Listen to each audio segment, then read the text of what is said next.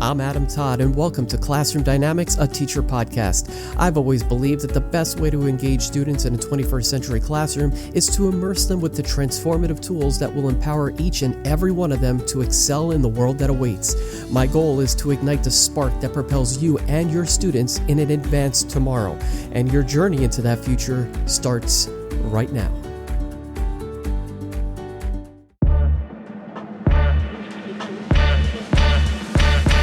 Classroom Dynamics is supported by Logitech. As education continues to evolve, so does Logitech Education, your partner in content creation for the classroom.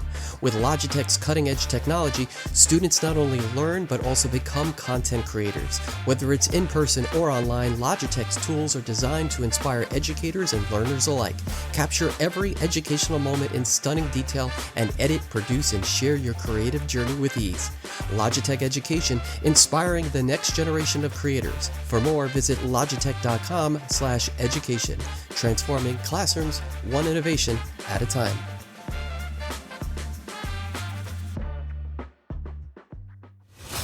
Introducing the Zone Learn wired headset from Logitech, the headset that's designed for learning and built for schools. Here are a few reasons why Zone Learn is the best headset option for today's students and schools. It's optimized to fit smaller heads with features like soft ear pads, a cushion headband, even weight distribution and micro-articulating ear cups that move in all directions. The audio driver is engineered for speech intelligibility, so spoken lessons come through crystal clear. And the movable boom mic is designed for better vocal clarity. It's durably designed to withstand frequent cleaning and constant wear and tear. My favorite aspect of the Zone Learn headset is that it's fully customizable and sustainable for both the environment and school budgets. The swappable ear pads come in over-ear and on-ear options. The interchangeable cables come in USB-A, USB-C, and audio jack options. This means that the ear pads and cables can be swapped out without replacing the entire headset. Plus, the Zone Learn is backed by a 3-year warranty, making it a smart, long-term investment for schools. Get your students into the learning zone with an elevated headset experience. Learn more at logitech.com/zonelearn. For over 20 years, Higher Ground has designed functional technology protection, helping students to work or learn anytime, anywhere. I'm Mark, president of Higher Ground, and I want to share with you how you can get a free sample of any of our rugged shells, sleeves, or clear backpacks. Visit hggear.com/sample and use your school's email and address. One thing, don't tell Alex because he'll be stuck with all the paperwork. Request yours and see for yourself how Higher Ground can help save your students and school downtime and money. Just remember, don't tell Alex. Mark, what are all these sample requests filling my inbox?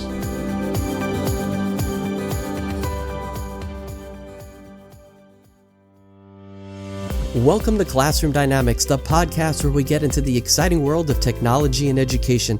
Hi everybody, I'm your host Adam Todd, and today we have a very special guest joining us, someone who quite literally keeps us all in the know when it comes to the weather. Our guest today is Geoff Cornish, a trusted global weather expert with Accuweather, where he serves as an on-air meteorologist, delivering life-saving forecasts and insights that millions of people rely on every single day. With over 2 decades of experience in broadcast meteorology, Geoff has witnessed and forecasted some of the most extreme weather conditions. From the heart of Tornado Alley to the icy winters of the central U.S., Geoff's deep understanding of ever-changing weather patterns has made him a go-to expert on the Accuweather network. Geoff's passion for meteorology started at a young age in the Philadelphia suburbs, and today he continues to harness that passion to make a positive impact on people's lives. Whether he's warning communities about severe storms or helping us plan our weekends with his forecasts, Geoff is dedicated to providing critical information when it matters most. On the show today, we're going to talk about how technology is sparking interest in weather phenomena with youngsters around the world, what technology is used in forecasting the weather, and we'll even get into how AI might have an impact on climate change and meteorological forecasting. In addition, we'll also talk about how you can bring STEM into your classroom right now and make some amazing connections to the weather that we all experience every day. So stay tuned as we dive into the world of weather forecasting with Geoff Cornish of Accuweather. Don't go anywhere. We'll be right back.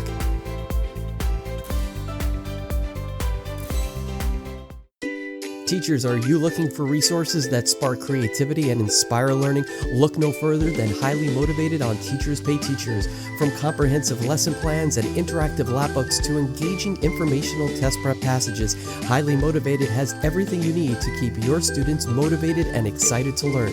Whether it's a quick activity or a full unit, these resources are designed to save you time and help students succeed.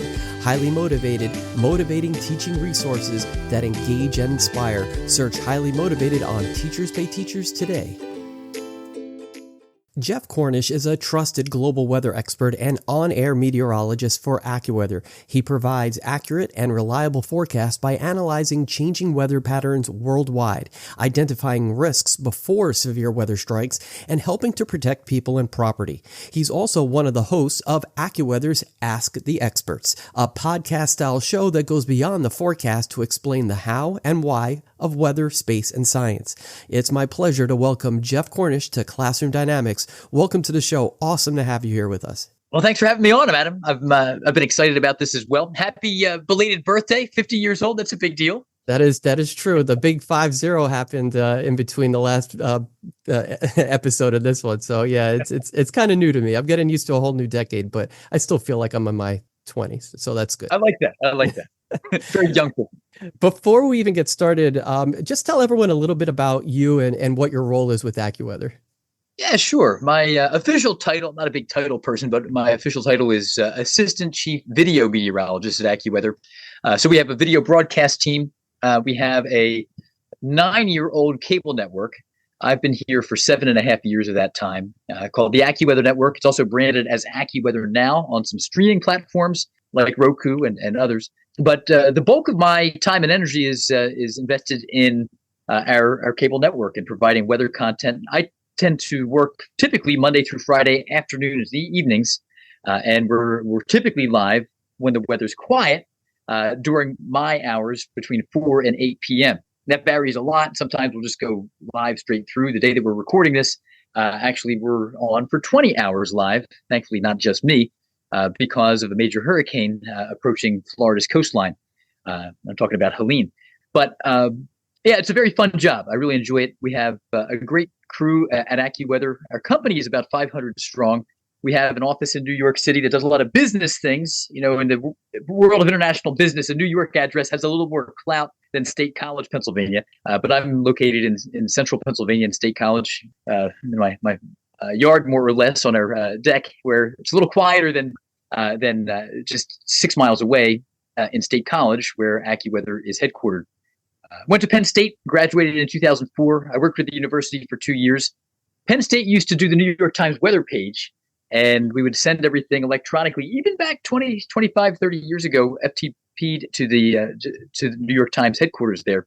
And then I worked in local television for 11 years between Joplin, Lexington, Kentucky, Toledo, Ohio, and then Erie, Pennsylvania. And now I'm at AccuWeather. And now I can walk down the hallway because AccuWeather has the contract with the New York Times weather page, so I can see my old job in progress. So things have kind of gone full circle in a way.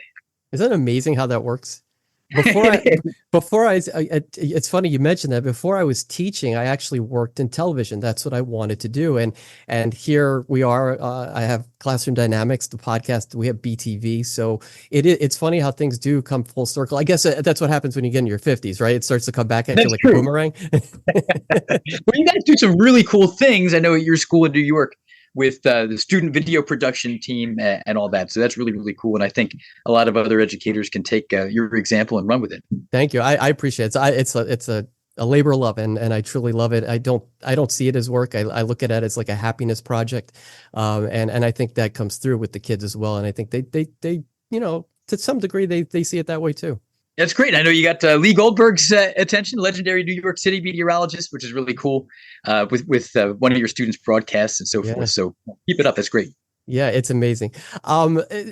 Everyone who has ever been passionate about the weather had some sort of marker, right? Some memory that sparked their interest in weather phenomena, usually from a young age. It's something that they witnessed or saw at a young age. For me, it was back in September of, I believe, 1985. I was in 4th grade when Hurricane Gloria came up the coast and came right over parts of New York City and Long Island, the Eye. And I just remember that day so vividly, even now to this day, 40 years later, where the heavy dark rain in the morning, the wind in the morning, and then the beautiful sun coming out in the eye wall, and then the back end of it coming through again. And, the damage that we saw, the trees down, garbage cans that were never seen again, things like that.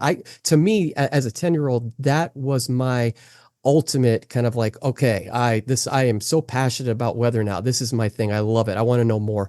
What was it about you? What sparked your interest in meteorology over your career? It's funny you said that. I was just talking to somebody who grew up in Long Island who mentioned the same thing in the past week that got him interested in the weather.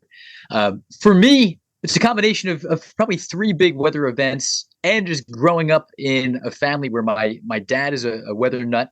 He's never done it professionally, but he loves the weather. And his father, so my grandfather, always really big on the weather. If he would write a letter to somebody, he would include the temperature and the time at the top, almost as part of the header. And then my aunt and uncle on my dad's side, also big time weather nuts.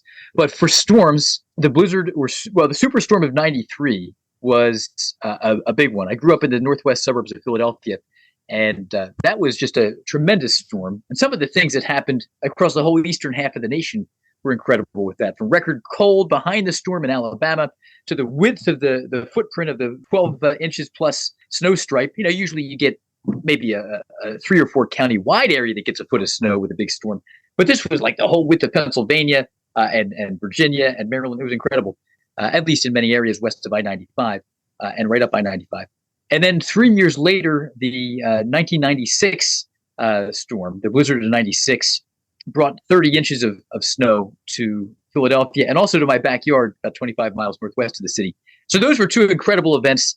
They got us out of school for a long time, and they were just amazing. And then there was some flooding that followed one of those two storms. And then also on the other end of the scale, in 1994, this is much more localized, but there was a pretty horrific tornado, an F3 tornado that moved through an area just about 7 or 8 miles from where I grew up, a little farther out, Limerick, Pennsylvania, in Montgomery County, PA. But it was not far from my aunt and uncle's house. It was near where we took the dog to the kennel before we went on vacation. And we drove up into that area a couple of days after the tornado. And that was something that we don't typically see a whole lot of. We do see them every year in some part of Pennsylvania. New York seen quite a bit in Western New York this past year. But that was pretty wild, too, just to see the dynamic power of a mesoscale, small-scale weather event like a tornado as well. That's the one weather event I think I have not seen yet is a tornado, and thank goodness, right, for that, right? I think I've seen almost every other kind, but it's good that I probably have not seen a tornado. So with over a decade of experience in forecasting extreme weather like tornadoes, what advancements in technology have most impacted your ability to predict severe storms and communicate critical information to the public? Because if you think about it, even just the last 10 years, the way technology has evolved, how has that helped you pinpoint, even make, forecasts even better or more accurate, for all intents and purposes, just because of the technology and what's come along? Yeah, I think there are two big ways to answer that. One might be for the instantaneous minute by minute radar interpretation. And when we're on the air in the afternoons and evenings, we often face a lot of severe weather, and we're looking at radar data, presenting that, but also trying to determine which cell is the bigger threat than the others. Sometimes we may have 5 or 6 supercells at the same time in the south or in the plains, and we can't really dedicate equal time to all of them. So the biggest advancement in technology that comes to my mind in that context is the launch of this newer generation of radar data called dual pole radar. And it's been around for a little over a decade or so. But instead of just having Doppler radar, which would show us where precipitation is falling and how heavily it's coming down, and also determining where the storm has movement toward the radar site and away from the radar site, dual pole data also gives us, beyond the view of rotation, one of the really helpful things is something called the correlation coefficient. It'll tell us if the radar is seeing stuff that's all the same size and shape, a variety of different targets that the radar is bouncing off of. And that'll give us a really good view of if there might be debris lofted up into the atmosphere or not. So that's technology that did not exist 15 years ago that we can look at now and determine if there's debris lofted up into the sky or not. And that can be, high confidence confirmation of a tornado, even if it's at night or if it's rain wrapped, and if there aren't storm spotters who can easily verify that visually. And that's a huge advantage. So some of these advances in radar technology are really helpful.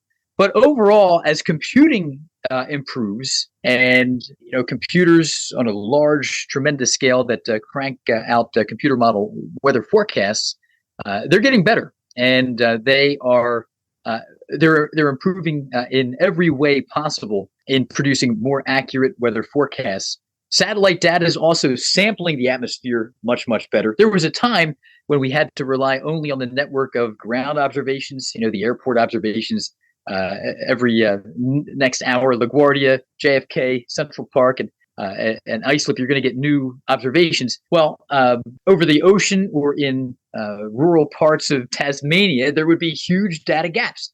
But now with satellite data and the remote sensing aspect of things, being able to see stuff from a machine far away, as satellite technology has improved, now we can get a pretty good scan of the character of the atmosphere in many different ways, in a three-dimensional way. Airplanes are outfitted with instrumentation to give us a three-dimensional sampling of the atmosphere, dew point, winds, and so forth. A little more advanced and a little bit more frequently with a greater resolution than the weather balloons that are still sent twice a day from dozens and dozens of spaces across the nation. They're still valuable, but there's a lot more to supplement some of that older technology as well. So all of that is causing the tide to rise with better forecasting. So overall, a hurricane forecast in terms of location and intensity that might go 3 days into the future now is as good as a one-day forecast from 30 years ago. Or we can go 5 or 6 days into the future now with the same accuracy that we could go 2 or 3 days into the future years ago. So that's also just improving things.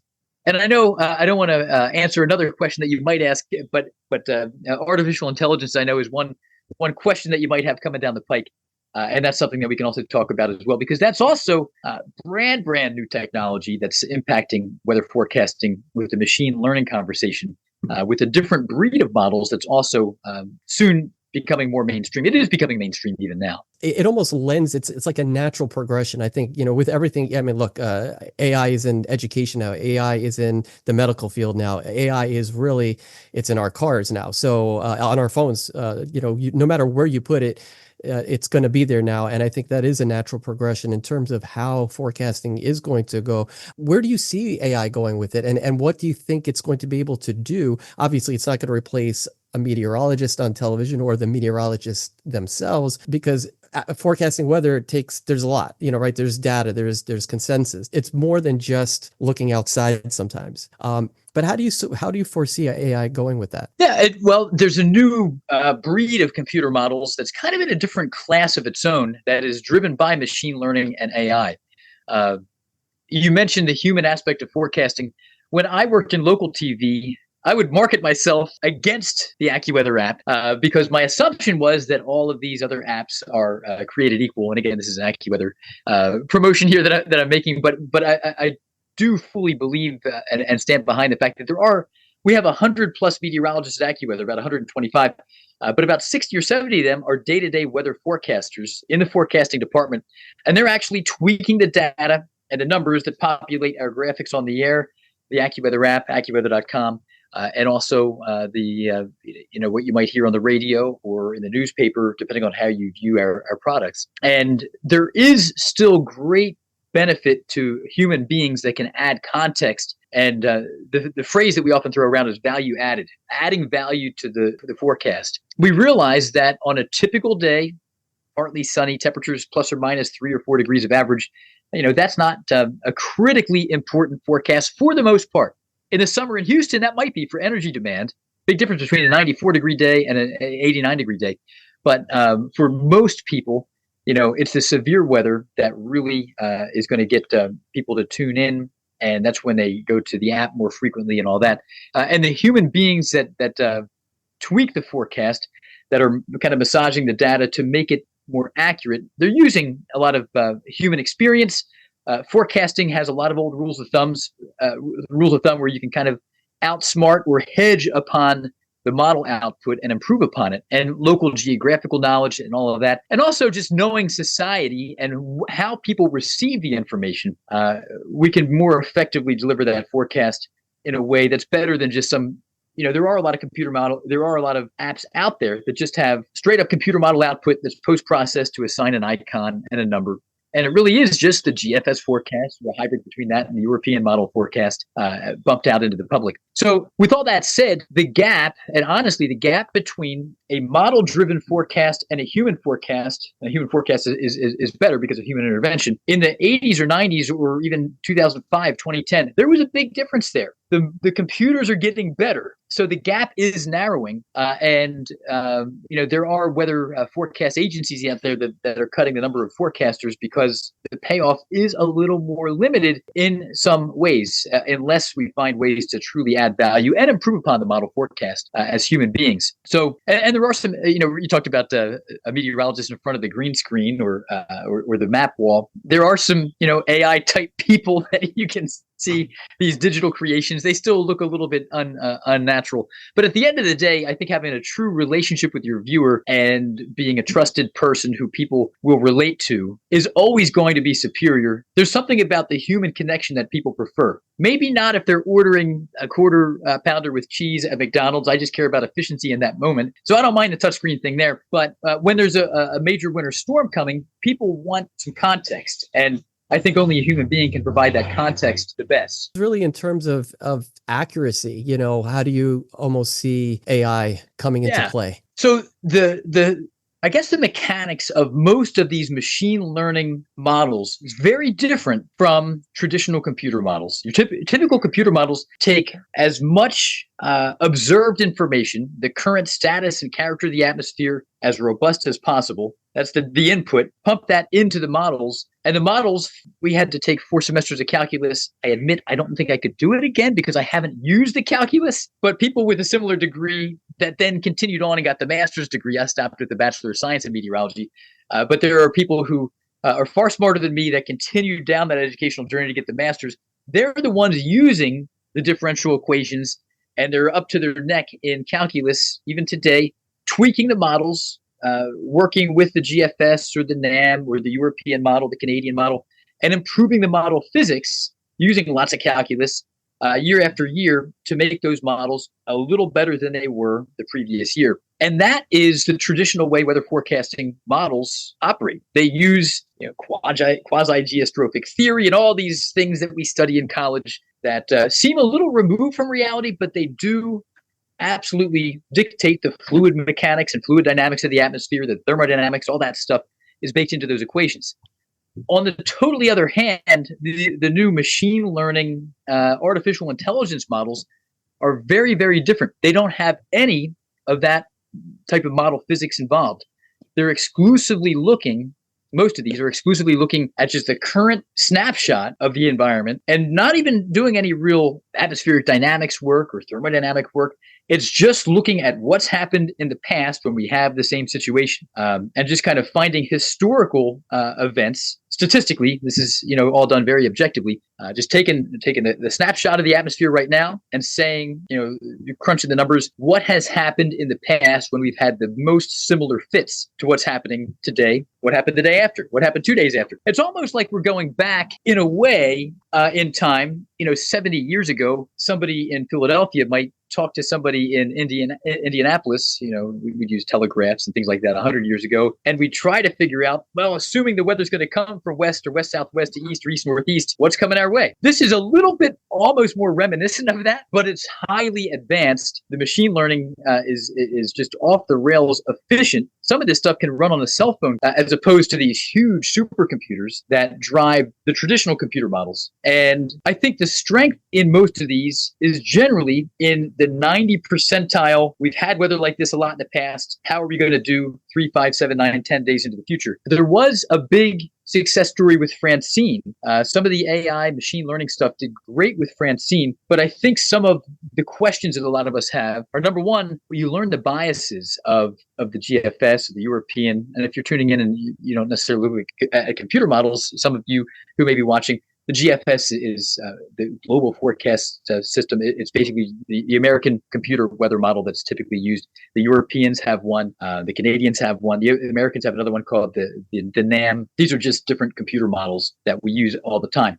But over time, you learn the biases certain weather patterns, you might say, all right, well, the GFS is burying this storm system down over Norfolk, Virginia. Historically, these things wander north, so don't give up on the snowstorm yet in Hagerstown, Maryland, or something like that. We don't really know the biases of AI models yet, so it's really just something that we're almost taking at face value and throwing our hands into the air, almost like it's an alternative answer key at this point. But I think that the weakness, at least the kind of assumed weakness of that way of forecasting at this point, is when you get into the Superstorm Sandys or the Katrinas or some absolutely extreme weather events, even maybe the Texas deep freeze from a few years ago, things where these events are so rare that the historical database for them is pretty thin. There aren't many similar fits. There aren't many analogies or analogs to those events. Suddenly, the machine learning recognition of that pattern may not have a really broad knowledge base to work with. So there's probably a little more uncertainty. And the danger with that is those are the really high impact events, not that partly sunny day that's 68 degrees when people don't really care all that much if it was 67.5 or 69 degrees for the afternoon high. It's true. You bring up a good point about the personalization of it too, because even in a hurricane like Helene that is knocking on Florida's door on today, like you mentioned, we're recording this in September, I'm sure that the computer models had pointed out that a hurricane would come into play. I'm sure that AI had placed it in a certain location, plus or minus a good amount of miles where you could accept that's probably where it's going to end up. And I'm sure that it was probably starting at a maybe modest category 2. But I think you might have had some human interaction with it to say, you know what, it's saying a 2, it's saying landfall at a 2, but I really think based on X, Y, and Z and my personal experience that we're looking at a 3, and it could be a 4 based on what's happened recently, especially with global warming and the deep waters of the Gulf. So I think personalization and that human touch on forecasting is big, even though you do have that support from all the technology at your fingertips. Absolutely. And some of the big pattern recognition, old school stuff that, there are models like the Canadian that has a proclivity to spin up hurricanes way too much. And the joke is if somebody sneezes in Portugal, it may wind up a category 2 hurricane. Now it's getting a little better, but historically that's been the reputation. And we can't forecast based on something that's going to produce way too many storms. You learn the biases. But when you apply things like pattern recognition, some of these old crusty rules that the forecasters of the 1960s and 70s had mastered, they're still so relevant. And that's also how experience can do better than just a totally objective computer model output-based forecast. Look, and Bernie Rayno, our chief meteorologist for the Accuweather network, nobody's better at this than he is, in my opinion. Look under the belly of the ridge, under the south side of a ridge of high pressure for tropical development at certain times of the year. Things like this that you can be looking for the storm before the models even spin it up and stay ahead of them. Or you might say, this is historically where we're probably not going to see a tropical wave survive. And even if the Canadian model is trying to carry something into the Lesser Antilles, you might say, this shear is going to rip it apart. You can kind of learn some of these biases that are still ways to do better than the models in a lot of ways. Another thing, and this is much more societal, it's kind of like junk food type, almost the easy wins. If we have the manpower to do it, and we do at Accuweather, just putting little nuanced things in the forecast, I think it's such a valuable thing, and it's stupidly easy. It just takes a little bit of intentionality. But the people, our competition that doesn't have human beings intervening, they simply can't do it because it requires human intervention at some point, if it's pre-programmed or not. Putting references to the big game or the playoffs or the Taylor Swift concert or something like that, just letting people know within a 20-mile radius, if they're bringing up the forecast, grab your, I don't know, I'm not necessarily a Taylor Swift person, but something about she wears cardigans, I guess. I don't know. Somebody said, I remember that she had a concert and we put in some reference to, a chilly night, grab the cardigan for the concert. That's so valuable because it's so relatable to somebody who even just has any awareness that there's a concert, because it shows that, number one, we're in touch and we do care, instead of it just being, there's an ocean of computer-driven stuff out there that has no real soul anymore. And I think the personal touch is very valuable. Just college game day stuff. If there's a college football game, making a reference to the game, or grab the poncho for the game, that kind of thing. I couldn't agree. It's so interesting.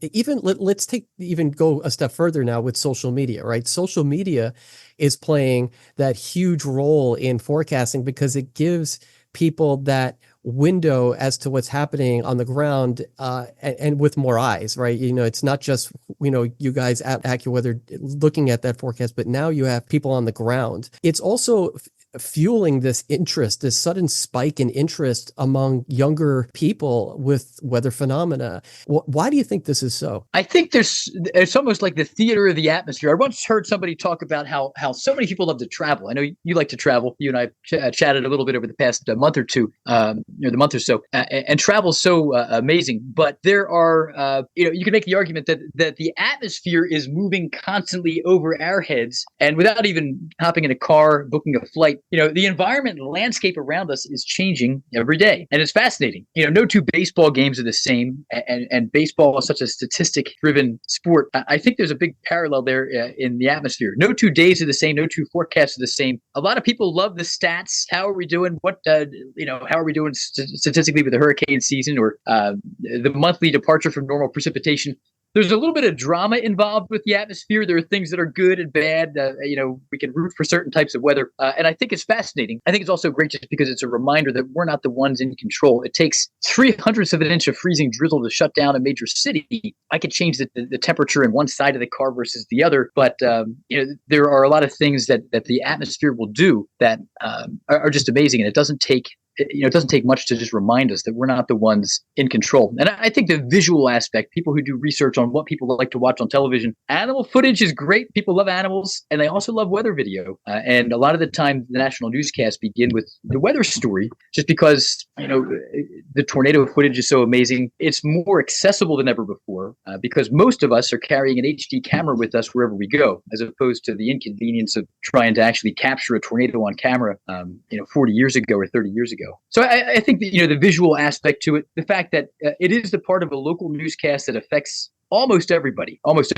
So it's relatable and it affects us all in different ways. And I think that people like to talk about it too, just because it's something that we all experience. That is fascinating because I think you just sparked the biggest aha moment that I've had in quite some time, because I am a huge baseball fan. And obviously, that I love the weather at this point, but I think you're absolutely right. I always tell my wife, she'll say to me, how do you watch a doubleheader, or how do you watch a game every night? And to me, that is my soap opera. Like you said, there's drama. It's always different. You're going to see things in baseball you've never seen before. And I think you're right. There is a parallel between that and the weather. You're never going to have the same rainbow. Although it might look similar, it's going to be a little bit different, brighter, fainter, larger, double, single. I mean, you could go into a million different directions with the kind of weather you're going to see, right? A snowstorm will never be exactly the same as the next snowstorm. A hurricane, will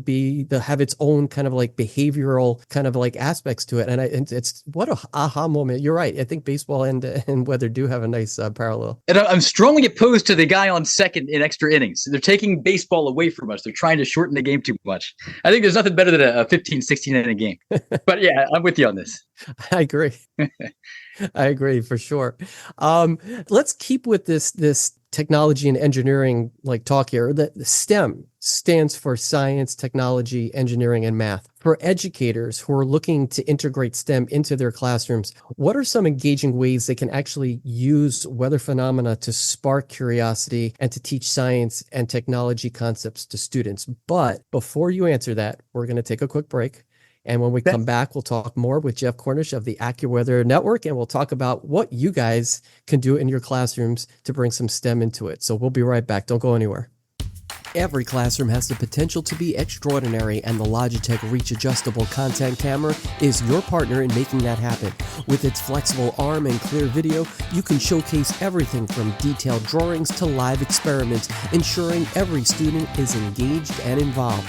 Whether you're teaching in person or online, Logitech Reach helps you connect with your students in a whole new way. Ready to take your lessons further? Visit logitech.com/reach and elevate your classroom to a whole new level.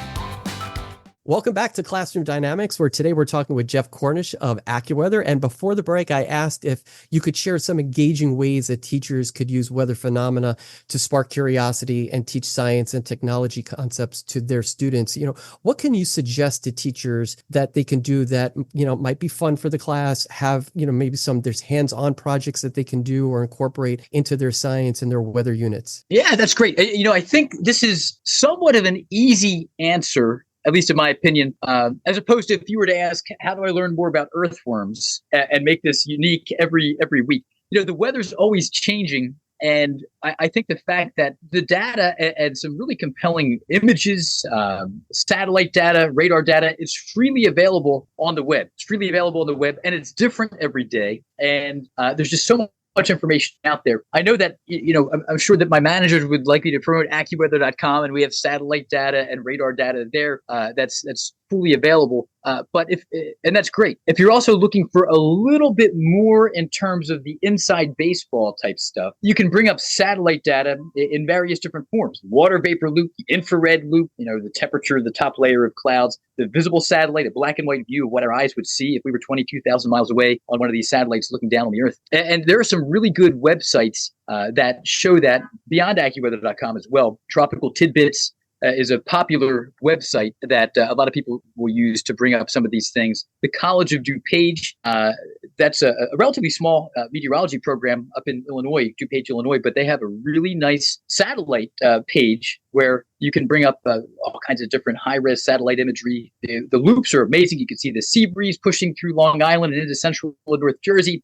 You can see the white sand of southern New Mexico on a clear day. You can see the snow-capped mountains, and then also the weather changing from day to day. And then radar data. We have a really nice loop, radar loop, an interactive map you can bring up on Accuweather.com. So I think I would encourage teachers to bring that up into even maybe the morning meeting or something like that, if they have the option, or maybe, in the high school context, it may not be in the morning, but just a quick weather check-in, bring up the National Weather Service discussion. If you want to take it the next layer in, every part of the nation is covered by one different National Weather Service office or another, and multiple times a day, the National Weather Service meteorologists will write a discussion. Some are a little more technical than others, but if you want something that's a little bit more advanced than some of you are into the weather more than others, that will give you a slightly more technical discussion of their reasoning behind their forecast. And that's really fun, and that could be a great learning tool. Actually, as a discipline, I force myself to read one weather service discussion a day when I'm working, and I pick the worst weather in the nation. A lot of the time in the winter, it'll take me to Anchorage, Alaska, or Fairbanks, and I learned so much about these places where it's so challenging to forecast the weather, and it's so critical because people are in single-engine planes flying around all the time out there in some tremendously hard weather conditions. And also, don't get stressed by the noise on social media. For some students that want to study meteorology, I think I'm glad that I started 20 years ago. I graduated 20 years ago. So I entered college never seeing a computer model beforehand. Most students now have seen one before they start their college experience because it's so freely available on the internet. But there's also a lot of chatter and noise on social media and on Twitter, X, whatever you want to call it now. And I think a lot of people will assume that everybody knows all this stuff, and I don't, and I'm the exception. There's a lot of noise out there, but it's the loud few that are making all these comments, kind of posturing as if they know everything. And really, the atmosphere is going to humble us all. But don't be intimidated by that. That's my advice for students. I know this is mainly the viewers are mainly teachers, but don't let your students get down on themselves if they want to study meteorology and they think that they don't know what everybody else knows. It's one of those cases where I think on social media, it's easy to feel left out or feel like everybody else knows all this. I'm just sometimes amazed at how many high school weather enthusiasts have very strong opinions on the weather, but I'm sure there's a silent majority that is probably not posting anything and feeling like they're behind just because of that. And that's truly not the case. Well, listen, this has been so much fun, such an engaging discussion. Absolutely thrilled that we had the opportunity to learn more about your role, along with some of the ways teachers can make significant impacts in their classrooms. Before we go, I'd like to play a game that I like to call input-output. The way this works is I'll just ask you a question and just give me the first thing that comes to your mind. There are no wrong answers. Whatever comes to your mind first could be the correct answer. Okay. Okay, you ready? I think so. Okay, first question.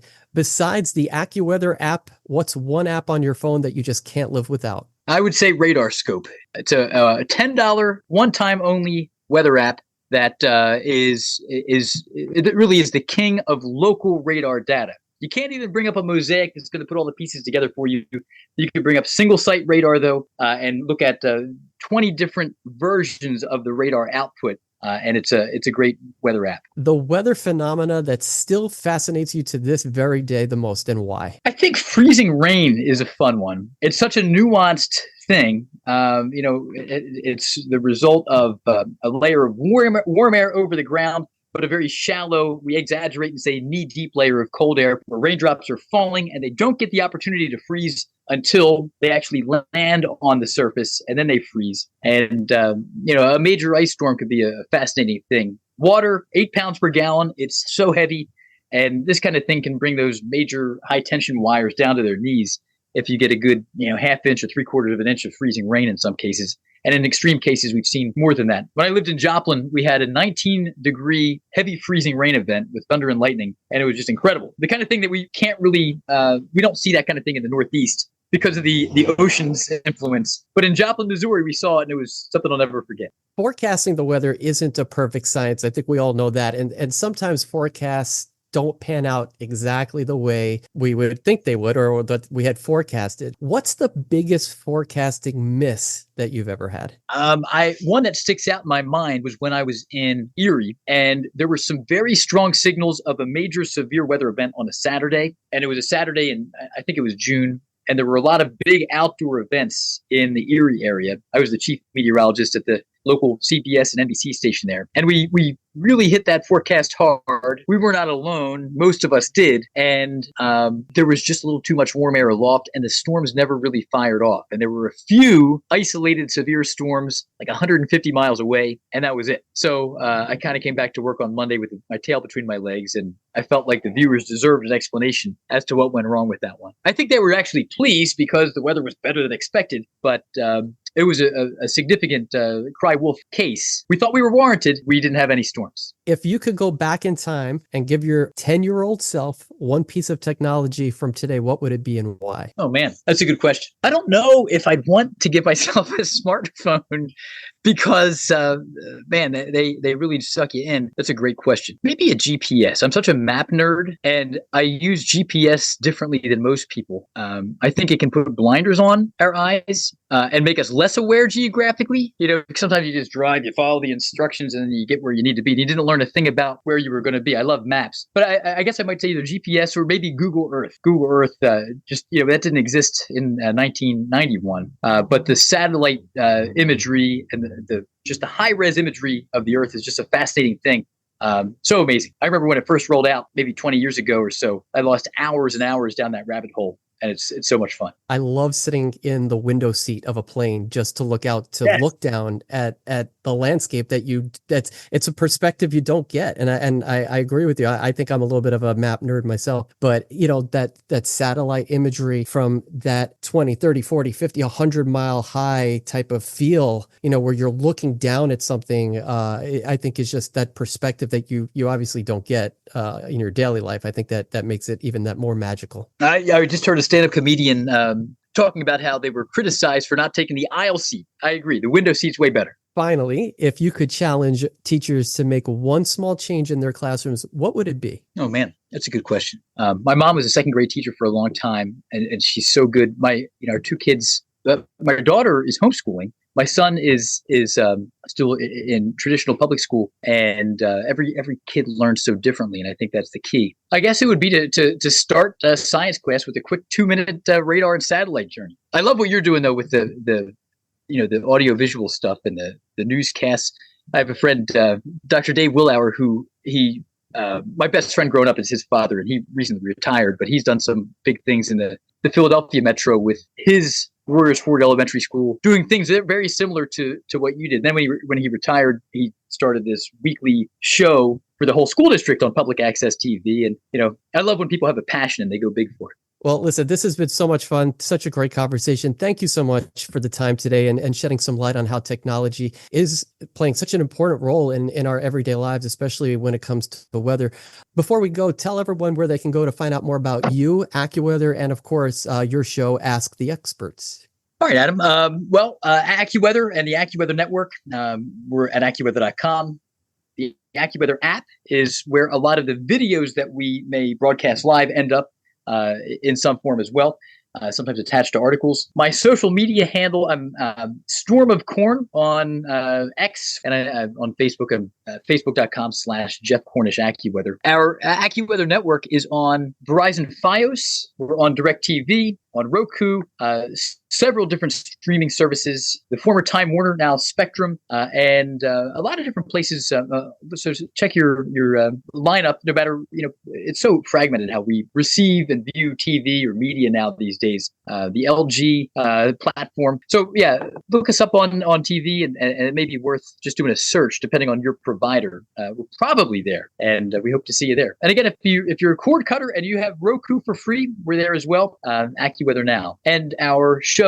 I started hosting a show called Ask the Experts. It is more of kind of an evergreen interview style show, a little more like this, a little more like Classroom Dynamics, and it's always a weather or space or sometimes sciencey topic with a weather hook, and that runs when the weather's quiet between noon and 4 p.m. on the Accuweather Network Eastern Time, Monday through Friday, and when the weather's quiet between 3 and 7 p.m. on the Accuweather Network on Saturdays and Sundays. Those are Eastern times. We do certainly step on that. Like, it's not running today because of hurricane coverage, but it is good content that we're proud of when the weather is not as urgent as a severe weather day. And Teachers, Ask the Experts is a fantastic show to show your kids, especially if you're trying to introduce a topic that Geoff is portraying, or any of the other co-hosts of the show. It's a great way to engage your kids and actually get some information to them in a different way, and I think in a very like you said, very visual way, and I think that's a fun thing for them.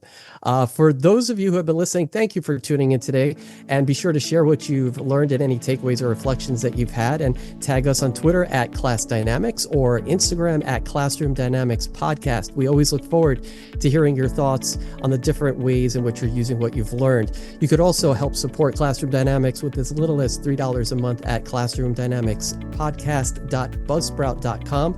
Once again, I'd like to thank Geoff Cornish of Accuweather for joining us today. It has been such a pleasure having you on. I hope you do come back one of these days. We could probably keep talking about weather for a long time, especially when it comes to education and in the classroom. So thank you very much. Thank you so much, Adam. I enjoyed being on here with you, and I wish you the absolute best with the continued growth of Classroom Dynamics. Thank you so much. And that brings us to the end of this episode of Classroom Dynamics, where knowledge and inspiration meets innovation. I hope you've enjoyed today's discussion and found it both insightful and uplifting. As always, my goal is to provide you with practical strategies, engaging stories, and powerful insights that can fuel your motivation as an educator. I believe when knowledge and inspiration do come together, incredible things can happen in your classroom. And for all of you who think it's too late to strengthen your craft, I challenge you to make it your mission to do so. You've worked hard to get to where you are today, and it's never too late to infuse new life into your work. So why not make today that day to do so? I'm Adam Todd, and you've been listening to Classroom Dynamics, a teacher podcast. You can follow Classroom Dynamics on X at Class Dynamics and on Instagram at Classroom Dynamics Podcast. If you haven't already, go to Apple Podcasts and subscribe, rate, and review this podcast. We'll be back soon with more captivating conversations, inspiring stories, and strategies that you can implement into your everyday routines. Until then, keep igniting that spark in your classroom and never stop believing in the incredible impact that you have as an educator. You're more powerful and inspirational than you think.